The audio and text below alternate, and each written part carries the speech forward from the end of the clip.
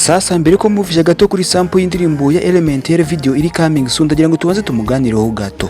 Ese producer Element Eleeeh umufata gute? Gusa uyu munsi ndashaka tumuganireho as singer not as producer. Ku giti cyanje nihereho zimwe muri karite z'indirimbo za Element Eleeeh nzi nuko yeso y'indirimbo ntago abakunze umuziki bahita bayikunda ku kanya, gusa uko ugenda uyumva kurushaho kenshi niko ugenda wumva icyanga cyayo. Ubwo no gutangira ku ndirimbo nka Kashahere y'umwaka 2022 niba ntibeshye, bagakurikizaho Mirere Tombe ushizeho nizo yakoranye n'abandi bahanzi zirimo nka Food yakoranye na Bruce Melody ndetse na Loskana, Sikosa yakoranye na The Ben ndetse na Kevin Kade, Njoza yerutse gukorana na Mario muri Tanzania. Muri ndirimbo zose icyo ukwiye kumenya nuko nta ndirimbo nimwe byibuze itarebwe n'abantu bagera kuri 1 million views ku rukuta rwa YouTube, akaba afite aba subscribers barenga 500 ku rukuta, nyamara nta myaka igeze kuri 5 yari yamara muri uruganda rw'umuziki. Niba vuga izina Element Eleeeh ujye ubanza utinyemo umwite Mr Hit after hit. Niba uri umukunzi wa Element ntugende tuduforinze irizo alizi Juma Personality G Blues, it's a brand new track kuva kwa Element Eleeeh agira ati maso ciao ciao hasta la vista. Sinza kubabariza umutima my darling.